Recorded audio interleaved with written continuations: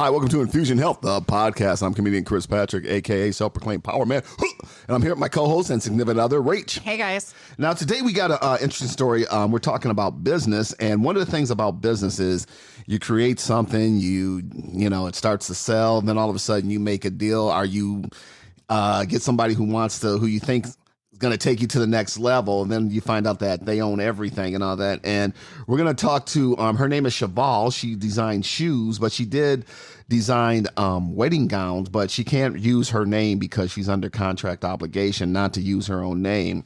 And it's basically, you know, from the old saying, when you do something, you hire a lawyer, then you hire another one to watch him. And when you're young, and I've seen it, being in the entertainment business, when you're young and you think you're going to do this and you sign this contract and there's nobody there, nobody there with you or whatever. And you're like signing it. And next thing you know, you sign this, So she's going to tell us about her story. And I can't wait to bring her in.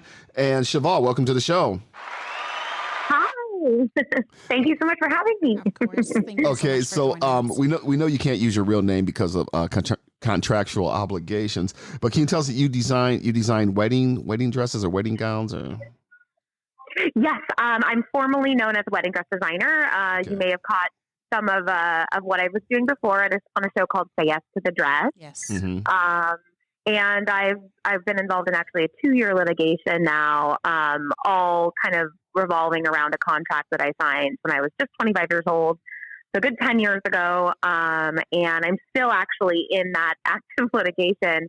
But I've kind of, looked at my situation and tried to figure out a way to get back out there and have some form of a creative expression. So I have changed my name publicly and I've gone into a non-competitive category, which is shoes. So say yes to the dress. And correct me if I'm wrong. I think it's a lot like Project Runway, but you win the show and then they No. Okay, you don't. Say Yes to the Dress is women that are going in to Kleinfeld's and wanting a wedding dress. Okay. This beautiful person that we're talking to had designed quite a few dresses for the company that she decided to sign this contract with. Okay. No insult to her, but just like our kids are right around that age, young and dumb, you don't know. Yeah. You believe that they have the full intent to treat you as kindly as your parents, protect you like your parents, and then you sign the contract. Yeah. Yeah.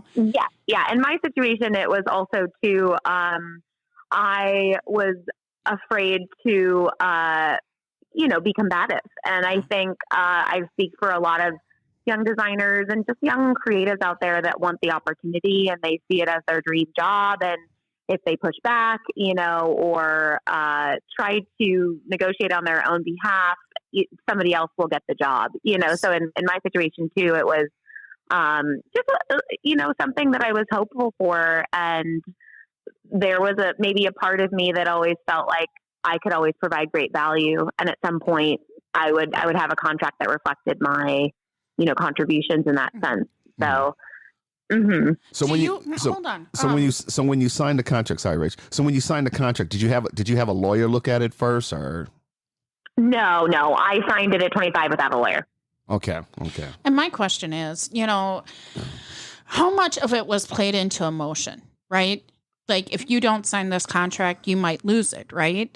I know many young artists out there, like they're afraid not to sign a contract because they might lose that wonderful opportunity.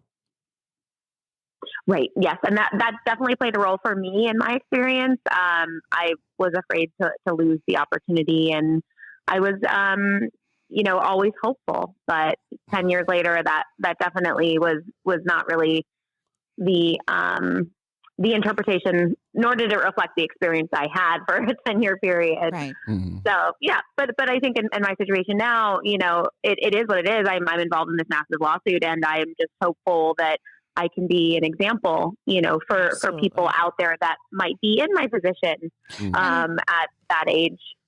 And let me just, note that you are a living example because two great artists that didn't know better than to sign a contract were Elvis and then Prince. You know, they yeah. had some hard contracts. They signed contracts, but I think Elvis never did have a contract with the Colonel, but the Colonel basically was his manager, but there was never a signed contract. But the Colonel had a lot of stuff on him and stuff like that to continue being his manager. But that's the thing when you go into business, when you're starting to climb up and you're starting to see the money, you know, those money signs get in your head, but you got, hey, you know what?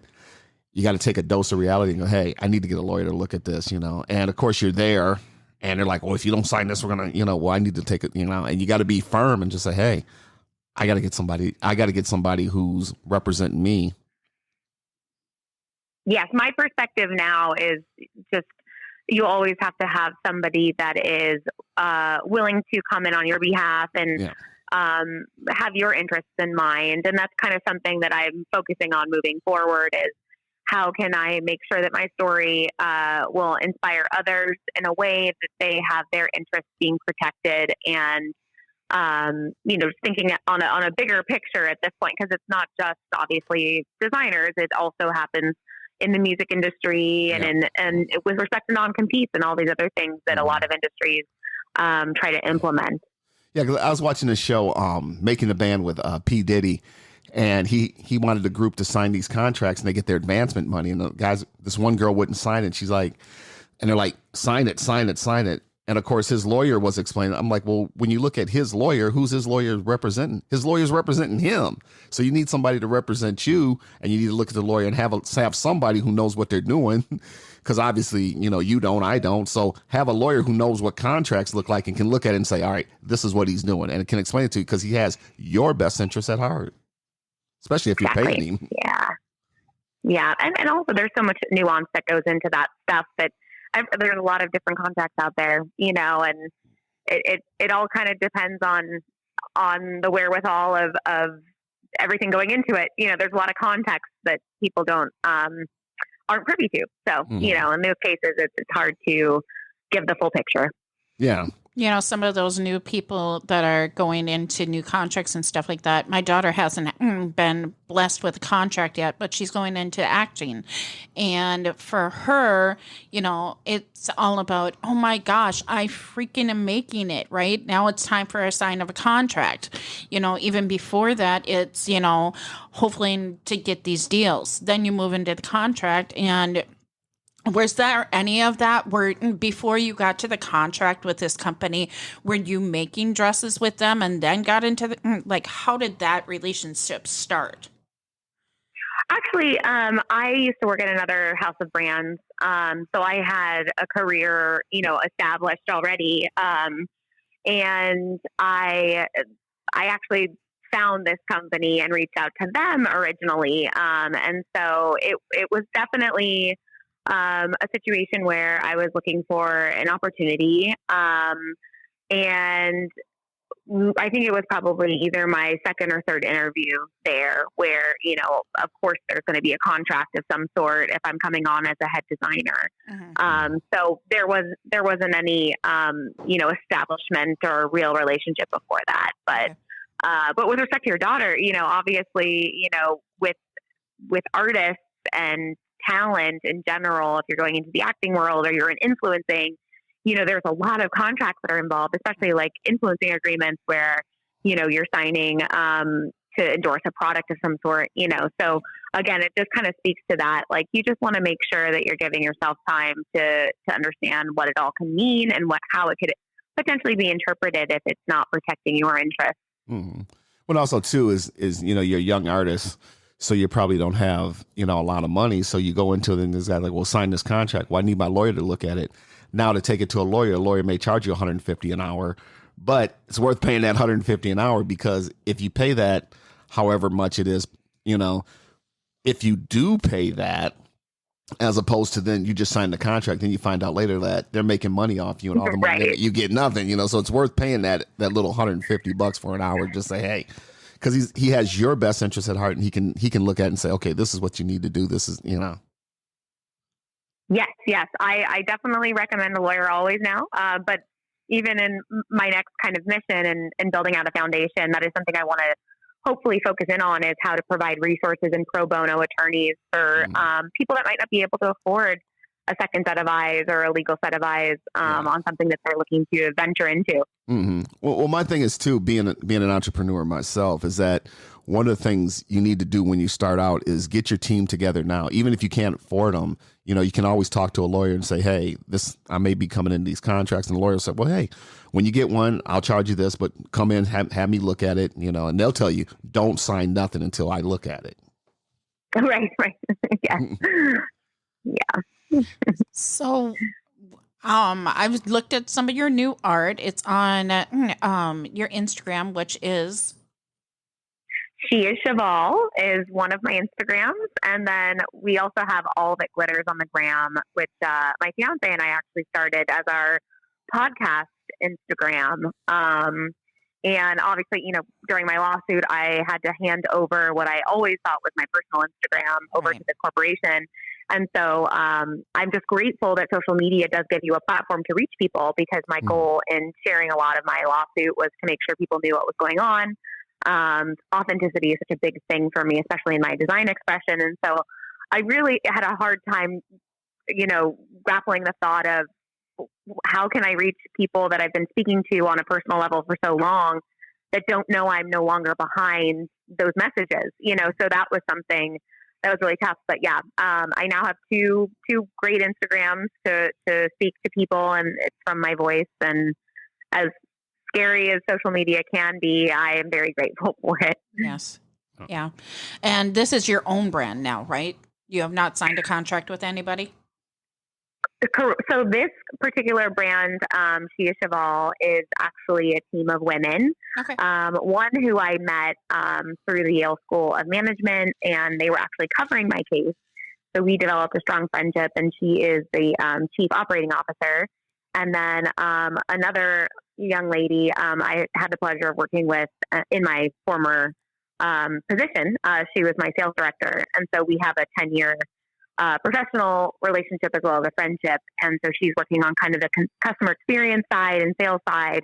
So the three of us, are building it. We're the founding members. And we've just been hyper focused on, new specialty products and a way to create community and a place for women to find sparkly shoes and feel good about themselves. So do you ever see like 5-10 years down the road? Because in 2027, you'll be finally done with this contract, right? So my contract actually ended on August 1 of this year. Okay. And, up until that time, I was very much under the impression I would be able to go back into bridal as long as I didn't use my name. And then, a few days before, the district court ruling was enforcing a 5-year non-compete outside of my contract, where I cannot identify to the trade that my former employer manufactures and sells, which is it's a non-compete in its own facet, but it's relevant to me, the human being, right, more than me using my name. So in this case, it doesn't matter what name I use. I cannot identify to that trade that they compete in for a period of 5 years. So if this is outside of the contract technically, but it would be until 2027. So while I'm not under contract with them anymore, that is the restriction that's currently on me. So is it possible you could get like a friend and start the company under her name and you just work behind the scenes? The legal nuance to me at this point, like I fully am still not aware of, how things can be interpreted and what is really legally allowed. And so in my best interest, I've just said I need to respect the ruling that has been given to me. And I kind of see it as it's not worth tampering with. Right. I need to stay in my lane and be respectful of what the court has, decided. And I have rights to appeal, which I have. And in the meantime, for me, I think it's in my best interest to really focus on something that is non-competitive, that really falls in this category where I know I'm doing the right thing. And that's kind of just been my guiding light. But of course, there's been, talk and thought like, oh, how could I potentially still do what I think has always been my greatest gift, but if I have to wait 5 years, I will wait 5 years, so it's kind of, yes, it's one of those interesting things. But I also think, again, like this particular provision, is something that I want people to know about because this can happen. Mm-hmm. And in this case, it's another, I can be that example of beware. And like this is why you want to make sure that you know exactly what's going into something or how it could potentially be interpreted later on. Mm. And that's the thing with signing contracts. Because I was watching the Playboy docuseries, behind Playboy, and here you had girls that were naked in bathtubs and stuff like that. They're getting ready to shoot them, and all of a sudden the guy comes, here, sign this, and of course you're going to sign. Yeah, this she's in the bathtub. Yeah, right? yeah. Oh, And it's like, oh, and it's like you're not thinking lawyer and all that. I got the lights are on, the photographer's ready to shoot me. All of a sudden, this contract comes to me. Here, sign this. Yeah. Yeah. And I would say for you, just asking, is it emotional, right? You don't want to lose your art because I know a lot of people step away from all that when something goes sideways, that you don't want to lose your art. But right now, you're just building on something beautiful. It might not be bridal, but your shoes are dynamic. And, Thank you. and you don't want to lose that art. You don't want to step away. Yeah. It's given me some time to really marinate. I've been in this lawsuit for almost 2 years now, and one thing that I'm really grateful for is that it's made me really be there's a form of self-assessment that comes with all of this, and I do identify as a very creative person. But the reason it's so important to me is because there is reciprocation. Like that's such a big part of it for me is like who on the other end is connecting with me and appreciating this. Mm-hmm. And while it was devastating, to not be doing what I've trained my whole life, my education, all my industry experiences, right. I still can do something that feels like I can connect with another individual through an artistic expression. And so that's where my focus has gone now. It's that, I can see the silver lining in that. And also, this is an opportunity for me to reach even more women because with shoes, it's a broader category. It's in the sense of wedding dress design, it's usually a woman that's engaged, and in this case, it's anyone can wear shoes. So I do love that. It's a product line that carries you places, and it's given me a new perspective on how I identify, of course, and then how I can still relate to people in a meaningful, hopefully encouraging way. Mm-hmm.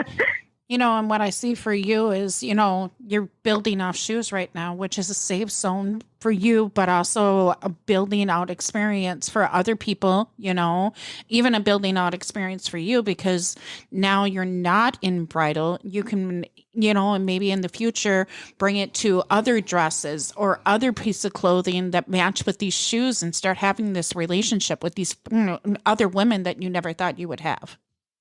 Yes, absolutely. Absolutely. I always joke or make a lightheartedness about it that when life gives you lemons, you make lemonade. And in my case, life gave me lemons and I'm not allowed to make lemonade. So, what do I do with these lemons? So it's been a very interesting journey, but being where I am right now, while I'm not on the other side of it, by no means, I definitely feel a much more profound sense of purpose. And I think the support system has been very rare in that, I've had these incredible people that have stood by me through it and just, they genuinely want to see good things happen for me. And I think that is such a blessing because with so much of this world being divided and just people tearing other people down, I have this amazing community and it's inspiring every single day. And it's gives me a good sense of responsibility to not feel negative and want to get back out there somehow. Right. Well, also too, I want to say to the people out there, there's a lot of people out there, entrepreneurs like myself, but like I said before, establish your team now. There are a lot of resources out there to help you start a business, and a lot of this stuff is free that you can just go onto the your county website and all that. and your state website, and they'll give you things as far as starting in what's the difference between an LLC, what's the difference between an LLC and and a corporation. Should you incorporate? And this is stuff that it's out there for free for you. But also to talk to other entrepreneurs and say, hey, who's your accountant? Who's your lawyer? Who's, and start networking out there. But do that now before you start, because when the contracts do come in, you got somebody to go, hey, I need this person to look at it, and you're aware. And that's the most thing. It's just being aware of what's going on, as opposed to this guy's going to I signed a contract with this guy, I'm going to make millions of dollars. And then all of a sudden you're like, I don't own any of this. And the little money I make, he's going on to make billions or millions, Mm-hmm. Totally. Yeah, that's the way to do it. And that there's so much resource, like if you don't have the resources, the resourcefulness can kick in a lot of facets with the internet now. Yeah. And being able to go out and research and see what other people are doing. And I always say, like, despite, negative experiences, I still think most people are inherently good and they want to support and be a part of something bigger than. So, even in my position, it's like, gosh, I just want to see other women succeed. So like that's, however I can help, and I'm there for it in that sense. Mm-hmm. Even you, now have you established your foundation? Does it have a name? We are actually, yes, we just got approved for a 501c3, and we will be focusing the curriculum on providing resources and pro bono attorneys for young creatives and entrepreneurs, not just specific to the design world, but, anybody that's kind of looking to get into business or small business management, that kind of stuff. Mm-hmm. Or maybe it's influencers too, that need help with a contract, reviewing that kind of stuff. We did go by a girl you might know as our, hopeful mate, but we're not set on anything just yet. Okay. And we actually don't know exactly how it's going to be involved with all that we've got going on with the business. It's definitely a different territory with it being a nonprofit. Right. So there's obviously a lot of nuance that goes into it, but we're also learning about that kind of world as well. But we know what we want to accomplish with it. So hopefully by the beginning of next year, we'll be able to officially launch it. Beautiful. Mm-hmm. Yeah. Yeah. Taking it to the next level. But you got to learn from your mistakes. You got to learn from your mistakes, especially in business. I also think it's important what Shival is doing, when you've learned from your mistakes, protecting the other people. Yeah. Absolutely. Very important. Very important. And that's the thing. And that's the thing with young entrepreneurs. If you're totally oblivious to all the stuff that's going on, there are tons and tons of night classes or courses you can take on starting businesses, and it's worth spending the money. And good news, you can write it off. It's right. It's exactly. worth taking a business. It's worth taking a business class or taking a night business course or something like that, just to find out absolutely where you're at. What is this? Because the more the better for you. Like G.I. Joe say, knowing is half the battle. Yep. Exactly. And just a side note, our children. Even for the famous people out there, our children want to start getting into show business and all that. Yeah, we know the ropes, right? We know how to connect this person with that person, this person with that person. But our younger children don't know how to listen to us. We didn't know how to listen to our own parents, right? And, right. And we're like, we could tell our children a million no's, and they're going to go to that one yes from the stranger, right? And that stranger just told them the same thing we told them. Right? Right. But it's important. But some of us got to learn through experience. So. Exactly. The hard knocks, But I think it's important that even the parents listening to this that already know the right way, show these other things to their children. So, even the difficult children that are wanting to be artists and creators are able to find the right information. Exactly. Yeah. Exactly. That's it. Well, there's things too, like, the simple thing is, and let's walk it through it. I come up with this widget. I invent this widget, and I go get a patent. Now, going and getting a patent is good. That means nobody else can copy it. But that patent's only good for 7 years, where I come up with something where I can say, hey, everything inside of it, I'm not going to patent. I'm going to trademark to me to where nobody can. So, and these are just little things you learn as you go along, and these are things that it's worth knowing too. Absolutely. Yeah, because you start out something like, oh, I'm going to get this patent. Okay, 7 years now, somebody goes into patent, starts copying your product. Now you got competition.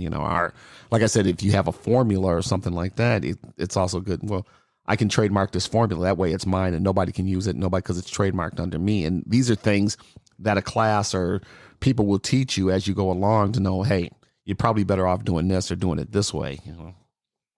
Right. Yep. Absolutely. So through this, what is the strongest lesson that you have learned? Strongest lesson I've learned. I don't want to quote, I don't mean to quote somebody else, but I would say that adversity and challenges and stress and these things that feel like setbacks are most likely the stepping stones that's going to take you to a higher level of meaning and mission. And, not to say that like, oh, you've got to go through some, horrible thing to come out the other side. Yeah. It's more that like, how you react to things and how you see it as an opportunity as opposed to like a downfall can really make a difference in your life, and perspective and the way that you really see something is so important. Because it's like you're not a victim of your circumstance. These things can happen and it's devastating and it can really take a toll on you.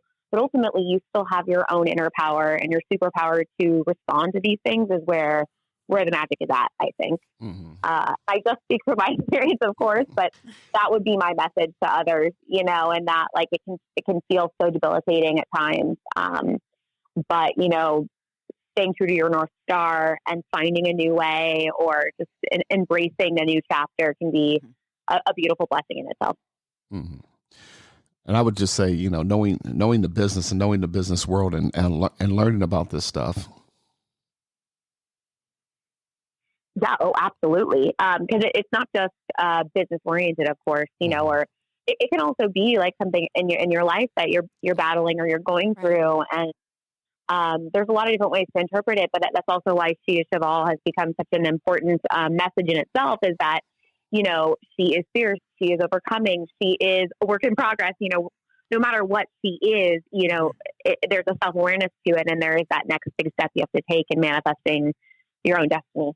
Yeah. And I don't want to sound like a broken record, but like I said, with a lawyer, but you may meet somebody and this guy's like, oh, I can do this for you. And he'll be the nicest person you ever met. He'll be act like you're your friend. He'll hang out. And you think this guy's your friend, but on the other side, he's setting you up to really take advantage of you. So still, no matter what, like, hey, I'm your friend, Chris, come on, get a lawyer to say, I got to have my lawyer look at it, before you sign anything. Lawyers are very good. I would always recommend hiring a lawyer. Yeah. Because this guy or girl may come on and want to be your best friend and act like your best friend and say they got your best interest at heart when they really don't. Right. Definitely a good lesson to learn, but a hard one and a long one. I went the long way. Yeah. The reason why I found your story, Cheval, was because, me and Chris are getting a little bit more serious about getting married. And I started looking at your wedding dresses because I always appreciated them. And I was like, oh my goodness, this happened to my designer, right? And when I was talking to Chris, I'm like, I'm going to freak out. But, it was such a great conversation having this with you, and knowing your truth. And, the last bit of information I want to leave you guys with, me and Chris have been together for almost 10 years. And when we get married, we're signing a prenup. We have complete faith in each other, but you never know. Well, like they said in The Godfather, it's the famous line, it's nothing personal. This is business. Well, I respect that a lot. And I would also agree with that in the sense of like, if you have nothing to worry about, then you have no problem coming up with some kind of arrangement that in the worst case scenario, if something happens, you're both protected. Right. Yeah. There's nothing wrong with that. So Yeah, good for you guys. Well, I'm excited for you. Maybe by the time you're ready, I'll be able to design again. We'll see. Well, that's the thing I see on TV and stuff. The guy doesn't want to sign the prenup and all that, and it's like, okay, love is love, but business is business. It has nothing to do with I'm not I love you less or anything like that, but this has to do with business. This is business. This is money. This is something else. Mm-hmm. Yeah, and you do look at it in terms of protection, in the sense of just let's do this the best way we know how. Yeah. Right. Oh. Well, we've come to our end. Thank you so much, Cheval, for sharing your story. And can you give us you got a website or if somebody wants to learn more or anything like that, or where they can go to on the line? We just launched our website. It's sheischeval.com, and I've got my She Is Cheval Instagram and all that glitters on the gram. Those are the best places to find me at this point. But yeah, thank you so much for the chat and for your kind support and being willing to, the willingness to share my story. And can you spell C.A. Cheval so people know? Oh yeah, it's She Is, so like a phrase in itself. She is Cheval, and then Cheval is Cheval, and it's the French word for horse. Okay. She is Cheval. Okay, She Cheval, and that'll be in the show notes. That'll be in the show notes, and I'll let Rach close us out. All right, you guys.